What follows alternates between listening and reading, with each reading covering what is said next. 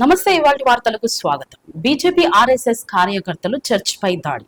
Medchal Malkajgiri district Jawahar Nagar Balaji Nagar church pastor పై సంఘస్థులపై దాడి చేసిన బీజేపీ ఆర్ఎస్ఎస్ కార్యకర్తలు చర్చ్ పాస్టర్ దగ్గరికి వెళ్లి విషయం తెలుసుకున్న national Christian council NCC political wing general secretary G Anand church pastor ను అడిగి తెలుసుకోవడం జరిగింది.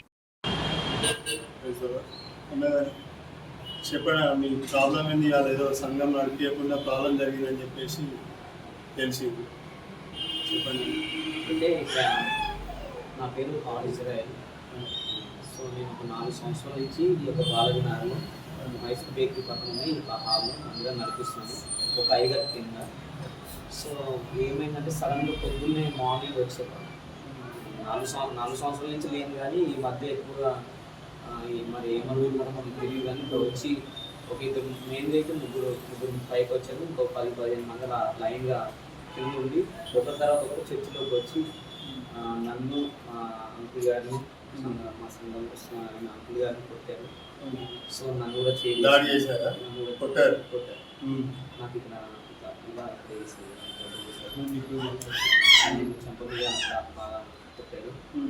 సో నేను తీసేస్తున్నప్పటికీ వచ్చి లోపలికి వచ్చి ఆ బయట ఉన్న వ్యాన్ ఫ్లెక్స్ వేసేసి కింద పడేసి, ఆ టైంలో ఏమైందంటే ఒక 20 మంది వచ్చేసరికి మాకు ఏమీ అర్థం కాలేదు. ఆ టైంలో ఫోన్ తీసి వీడియో తీద్దాం అనేది కూడా లేదు. మా చిన్న సంఘం కాబట్టి వాళ్ళకి కూడా అవగాహన ఉంది. లేకపోయేసరికి మా ఏంటంటే వాళ్ళు ఇష్టానుసారంగా తిట్టారు. పెట్టి వార్నింగ్ ఇచ్చి మళ్ళీ రేపు వస్తాం, మళ్ళీ మీరు వచ్చే ఆదివారం గారు మీరు పెడితే 100 మంది ఇక్కడికి వస్తుంది. మీ సంగతి ఏంటో చూస్తున్నాను. పోలీస్ కంప్లైంట్ పెట్టి పోలీస్ కంప్లైంట్ చేస్తే కూడా నేను ఏం చేస్తాను మీరు వచ్చేసుకుంటారు. సో అది నాకు జరిగింది. అన్న ఇప్పుడు వచ్చింది ఆర్ఎస్ఎస్ వాళ్ళని వచ్చిందా, ఎట్లా వచ్చింది మీ దగ్గరికి? వాళ్ళు ఏమంటే వాళ్ళ ఆర్ఎస్ఎస్ వల్ల ఏందనేది నాకు అంతగా తెలియదు. కానీ అందులో ఒక వ్యక్తి బీజేపీ సంబంధించిన వ్యక్తి అన్నట్లుగా రంగుల శంకర్ అనే వ్యక్తి. పేరు రంగుల శంకర్ బీజేపీ ప్రెసిడెంట్ అంట. BJP president. ఏ ఏరియాకి? మన జవహర్ నగర్.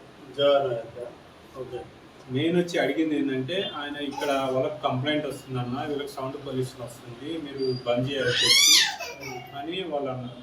అంటే శంకర్ లోనికి వెళ్ళిపోయాడు వాళ్ళ ఇంటికి. వీళ్ళు వేరే వాళ్ళ గ్రూప్ వచ్చింది నా వీటికి. కొద్దిగా శంకర్ని పిలువు, శంకర్తో మాట్లాడతా అంటే, శంకర్ అన్న ఈయన పిలుస్తున్నాడు రా అన్న. శంకర్ అన్న నేను పిలుస్తా అంటే శంకర్ వచ్చాడు నా దగ్గరికి.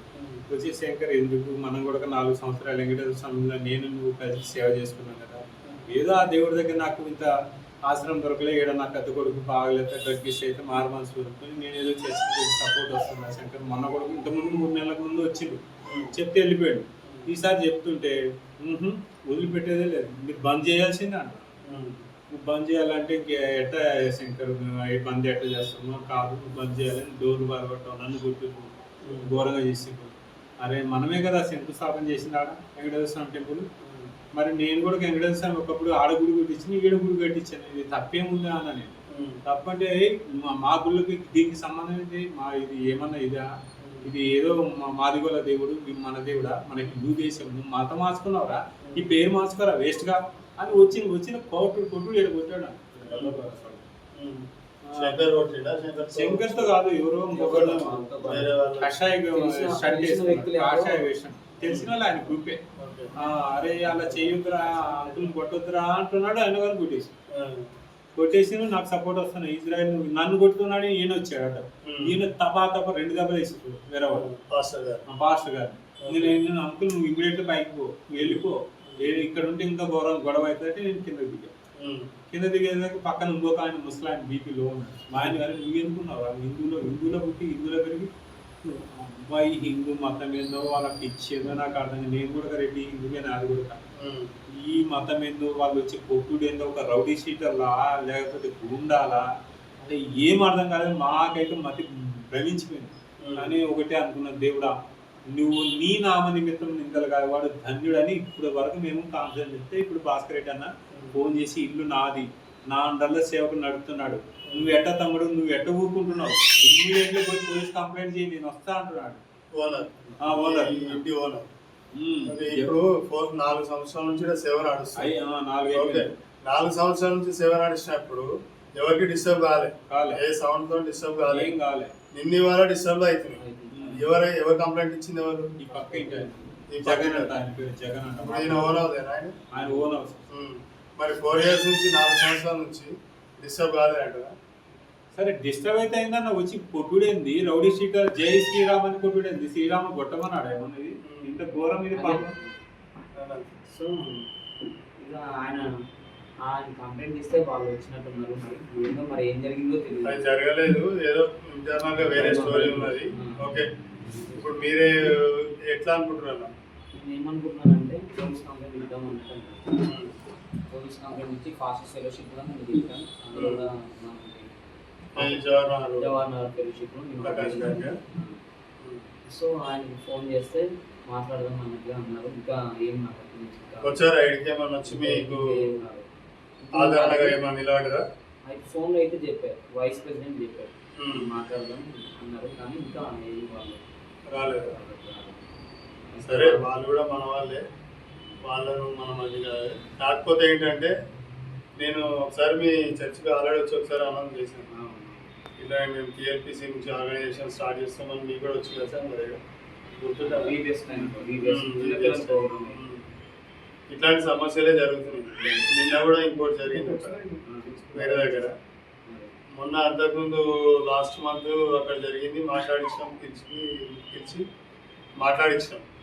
ఓకే, కాకపోతే చేంజ్ చేసుకోలేదు. మామూలుగా అయితే చర్చ్ నడిపించదు అని చెప్పేసి మాట్లాడారు. ఈ రోజున మేము అక్కడ కూడా సపోర్ట్ చేసి చర్చి నడిచేటట్టుగా దేవుని కృపల పేర్లో పెట్టి నడిపించాము. నడిచింది, ప్రాబ్లం లేదు. రేపు కూడా ఓనర్ అయితే మీకు సపోర్టెడ్ ఉన్నాడు. మీరు నెక్స్ట్ వీక్ కూడా చర్చినే నడిపించాలి. అర్థమైందా? చర్చినే నడిపించాలి. మీకు అండగా మేము ఉంటాం. మనకందరికీ దేవుడు ఒక్కడే కాబట్టి దేవుని సువార్త నువ్వేం వీధిలో పోయి చెప్పట్లే కదా, వాళ్ళ ఇళ్ళలో పోయి ఏం చెప్పలే కదా. చెప్పినప్పుడు నీ దగ్గరికి వచ్చి కొట్టడం ఏంటి? అర్థమైందా? దీని విషయంలోనే మన క్రైస్తవులం అందరం ఒక్కటిగా ఉండి పోరాడితేనే దేనికైనా విజయం ఉంటుంది. ఇప్పుడు వాళ్ళు 10 మంది 3, 5 పైకి వచ్చారు, 10-20 మంది కింద ఉన్నారు.